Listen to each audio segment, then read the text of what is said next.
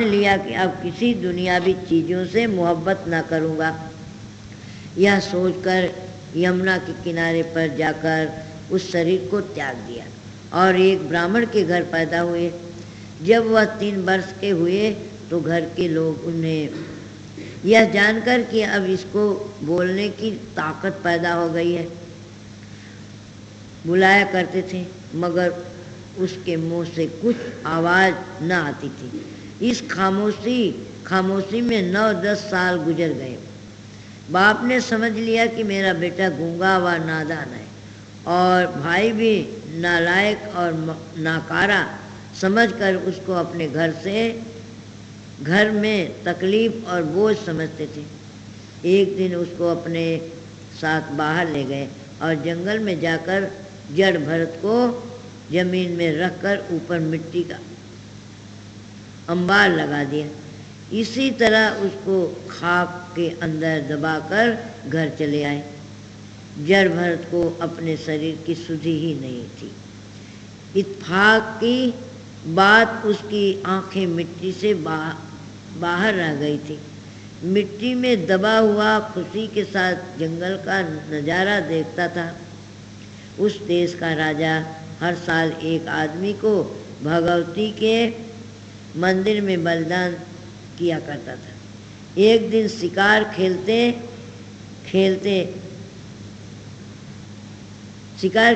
खेलते उस तरफ को आ निकला जहाँ जड़ भरत खाक के नीचे दबा हुआ था। उसे एक अजनबी आदमी की तलाश थी। जब उसको एक मनुष्य मिट्टी में दबा हुआ नजर आया तो उसको बाहर निकलवाया, मुश्के बंधवा कर देवी के दरबार में ले गया और तलवार निकालकर उसका सिर काटने लगा। अभी तलवार सिर तक नहीं पहुंची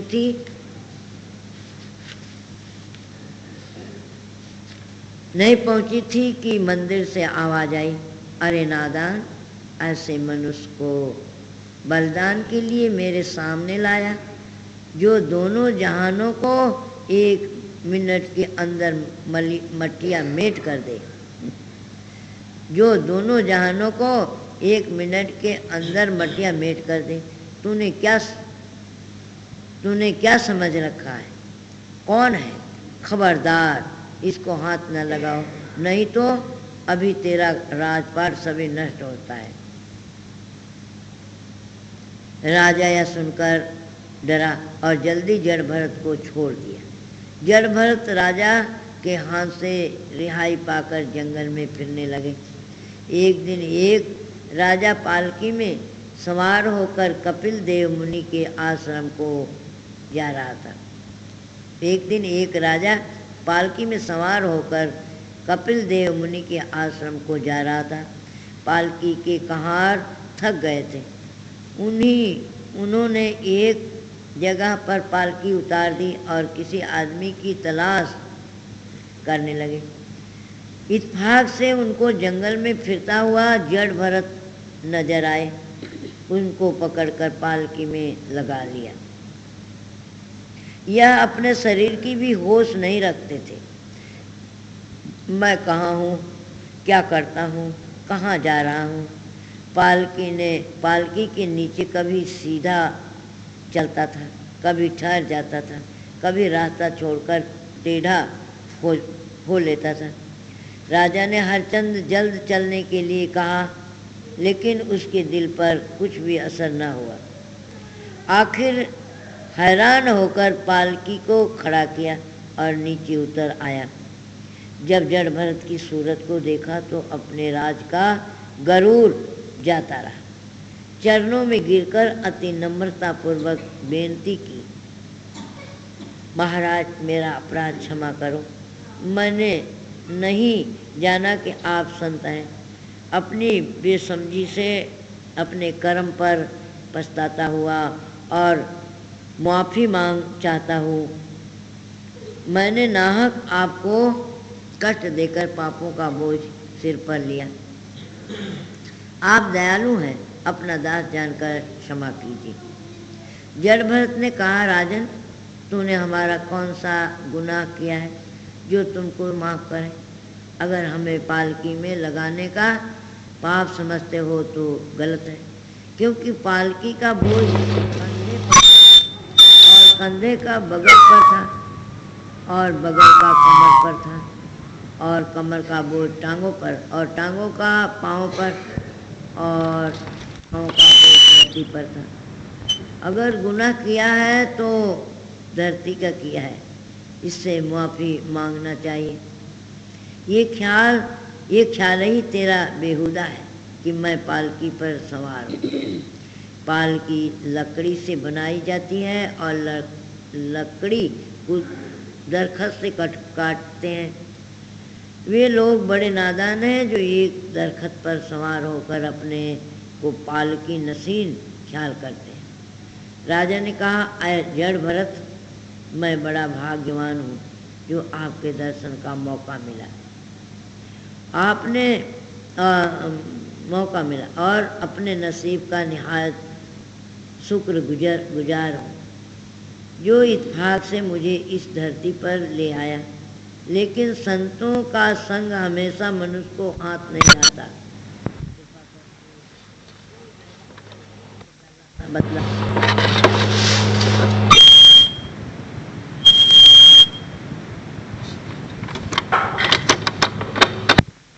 जैसे पालकी तेरे से जुदा है और तू पालकी में बैठा हुआ है, ऐसे ही ये समझ ले कि मैं इस शरीर में बैठा हुआ हूँ और शरीर मेरे से जुदा है। यही उम्दा तरकीब अहंकार के त्यागने की है।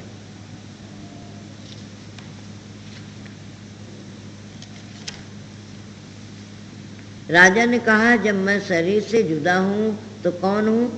जड़ भरत ने उत्तर दिया, तुम वही हो जो कहते हो कि मैं कौन हूँ। यह किस्सा बहुत लंबा है, हमें इस वक्त सिर्फ अपने काम से मतलब है, इसलिए ज़्यादा लिखने की ज़रूरत नहीं। हर हालत में इससे यह नतीजा निकाल लेना काफ़ी होगा कि मरते वक्त इंसान का जिस चीज़ के साथ दिली प्यार होता है उसी का रूप बनना पड़ता है।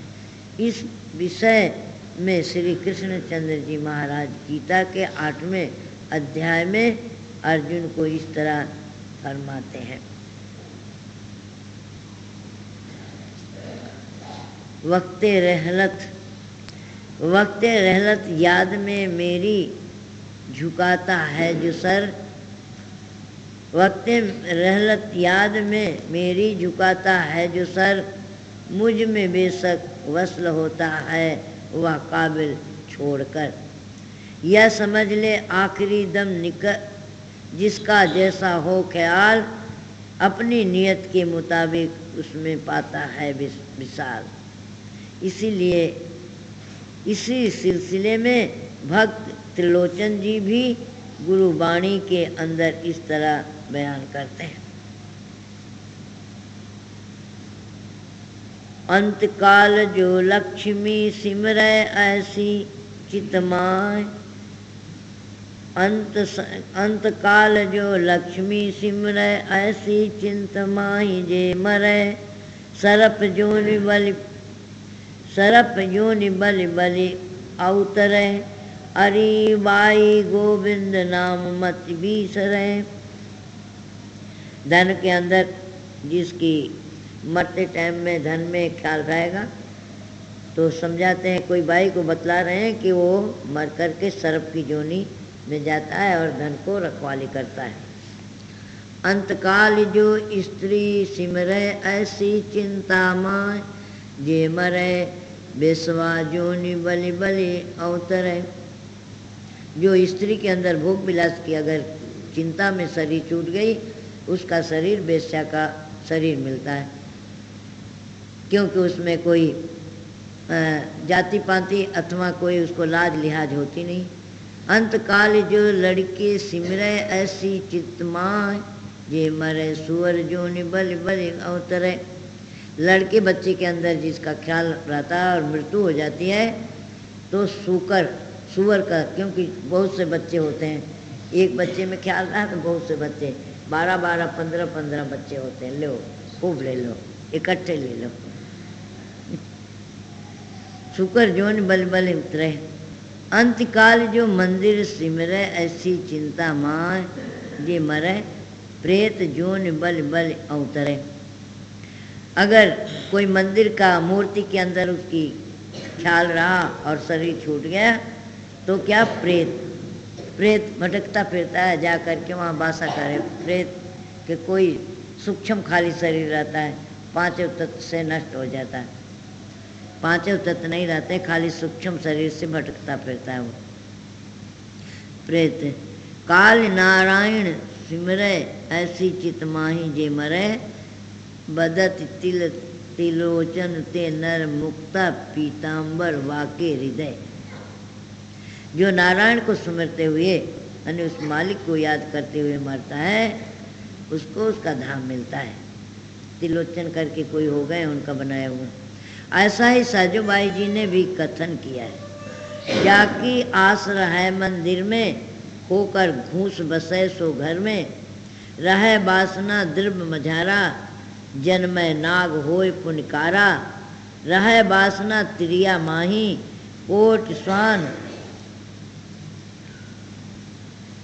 स्वान धरे तन आई, रहे वासना पुरुषा भर की, कुतिया होय चूहड़े घर की। जाकी आस रहे मंदिर में, होकर घूस, यहाँ पर वहाँ प्रेत बनाए, यहाँ पर घूस होता है, माने ये ऊंदरा से बहुत डबल होता है, डबल टिबल होता है, बहुत बड़ा, और जमीन को खोद करके अंदर घुसा रहता है। तो वो मंदिर में अगर उसकी आशा रही तो घूस बन करके बनेगा। और द्रव्य के अंदर अगर रहा धन, मेरा धन अमुक जगह पड़ा हुआ है, तो क्या बहुत जबरदस्त सांप, काला सांप, विषैला सांप बनेगा। रहे वासना त्रिया माही कोट, अगर भोग विलासों की तरफ इच्छा रही तो कुत्ता बन के, कुत्ता और कुत्ती बन करके जन्म लेगा। रहे वासना पुरुषा वर की, कुतिया हो, अगर स्त्री है उसको भोग विलास की इच्छा है तो कुत्ती होकर के भांगी के घर में जाकर के जन्म लेगी। जाकी रहे पुत्र में आशा, सुअर जन्म नीच घर बासा, अगर पुत्र में ममता है, मृत्यु के टाइम वही रही तो जाकर के भांगी के घर में सुअर का जन्म मिलेगा। जाका मन रहे राज द्वारे, हंसती हो सिर लेवे छारे, अगर राजघर में उसका मन गया तो राज दरबार में हस्ती का यानी हाथी का शरीर मिलेगा और धूल उठा उठा कर सिर पर डालेगी। राह वासना नीर प्यासी, मीन दे धर जल की बासी, अगर मृत्यु टाइम में प्यास लगी है, पानी ना मिला तो जल के अंदर मछली बन करके पैदा होगी। राह वासना वाहन संगा होय, जन्म ले रू वाहन अंगा, अगर वासना वाहन संगा अनेक जैसे घोड़े हैं सवारी करने की तो घोड़े का शरीर मिलेगा। यह मत वेद पुराणन गाई, चरणदास गुरुमोय बताई। साजोबाई कहती हैं कि ये हमारे गुरुदेव ने तो बतलाया है और वेद पुराणों में भी इसका व्याख्यान आया है। चरणदास गुरुमोय बताई, तजो वासना साजोबाई। साजोबाई कहते हैं चरणदास जी हमारे गुरुदेव ने बतलाया कि भाई इसलिए कितनी दुर्गति भोगना पड़ेगा, इसलिए वासना को त्यागन करो। सहजो लोक प्रलोक की नहीं वासना ताय, सो वह ब्रह्म स्वरूप है सागर लहर समाए। जाकी गुरु में वासना सो पावे भगवान, सहजो चौथे पद बसे गावत वेद पुराण। परमेश्वर की वासना अंत समय मन माय, तन छूटे हरि को मिले उपजय बिन से नाय। साध संग की वासना जही घट पूरी सोए, मनुष्य जन्म सत्संग मिले भक्ति परापत होए। सहजो हरि के नाम की रहे वासना वीर, 84 संकट कटे जम की छूटे पीर। आप लोग सुनाइए कुछ थोड़े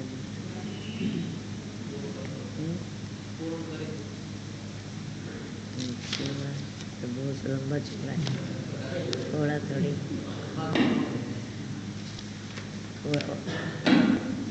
मोटा प्रसंग।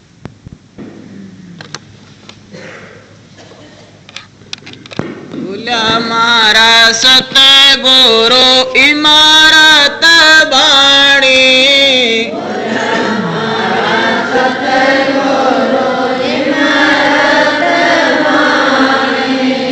बोला मारा सतगुरु इमारत बाणी,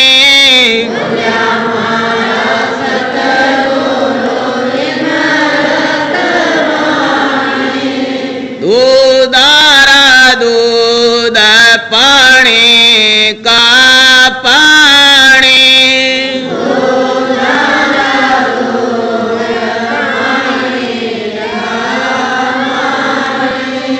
दूधारा दूध पानी का पानी,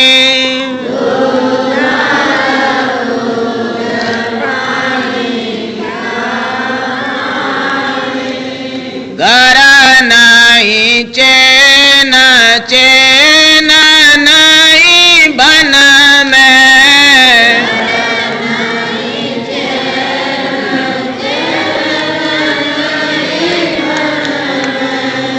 घर नहीं चैन चैन नहीं बन में,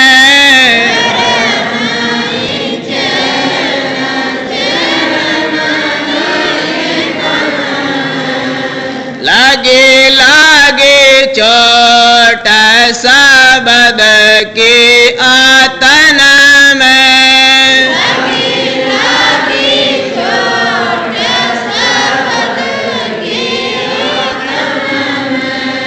लागे लागे चोट सबद के आतन में,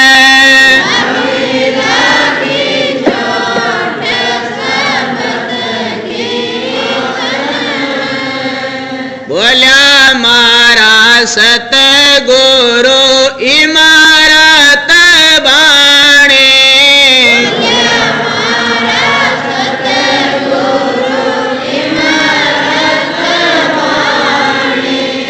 दूधारा दूध पानी का पानी,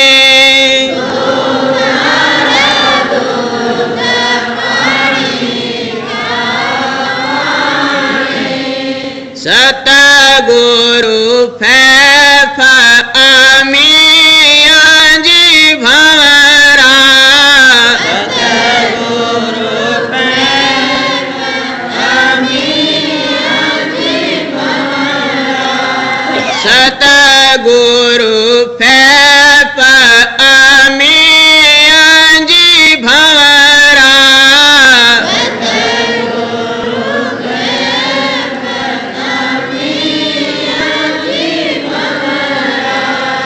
गुरु ने भजे जारो काई करे जमना,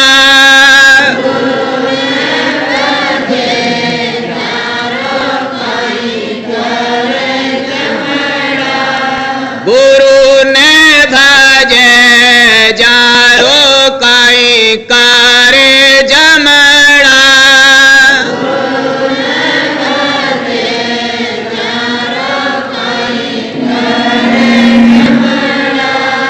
बोला मारा सतगुरु इमारत बाणी,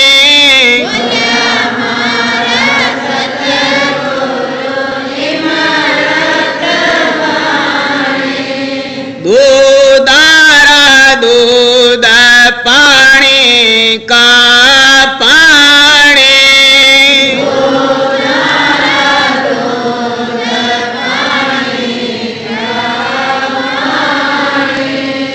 सतगुरु वेद खलक सब रोगी,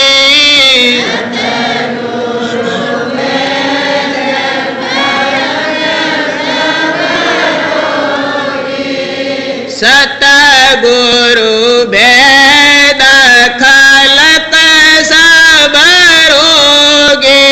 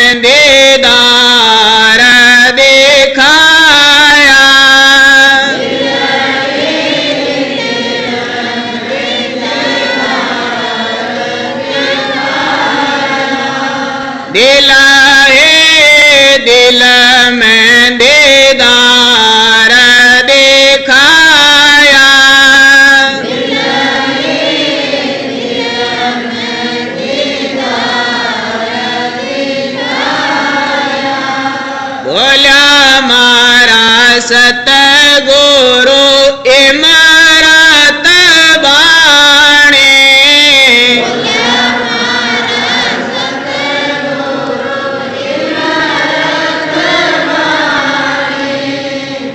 दूधारा दूध पानी का पानी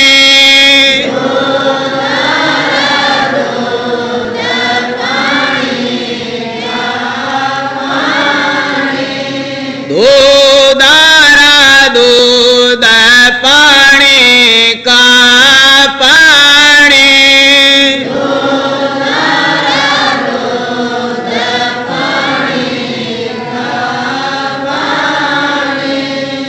इन दयाला तुमको लाखों प्रणाम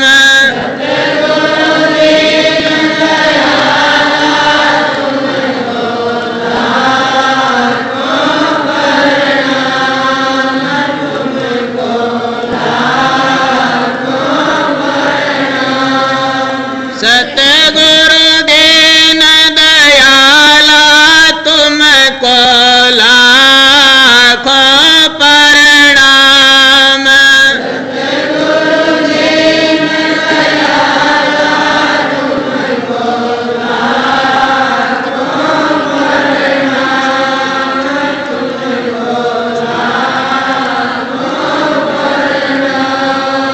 भक्तों पर कृपा करते दीनों के दुख को हरते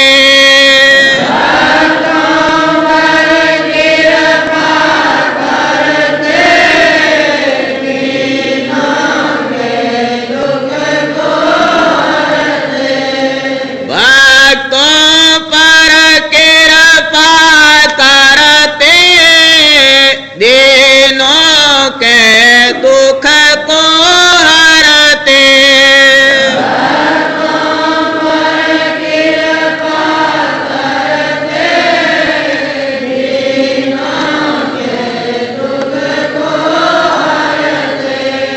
ओ ज्ञान सिखाने वाले तुमको लाखों प्रणाम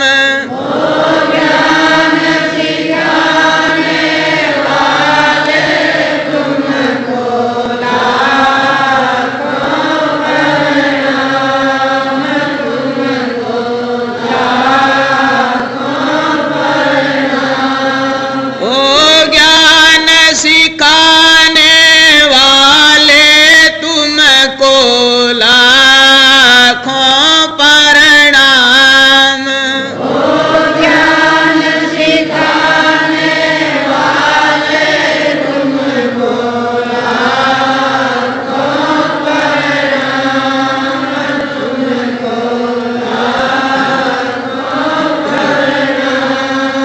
सतगुरु दीन दयाला तुमको लाखों प्रणाम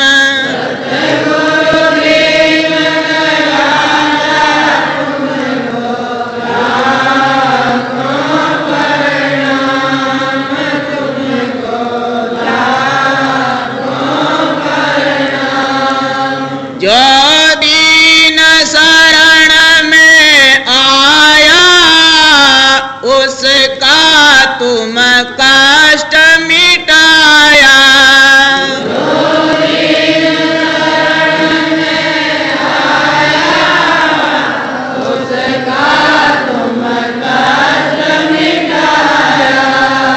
जो दीन शरण में आया उसका तुम कष्ट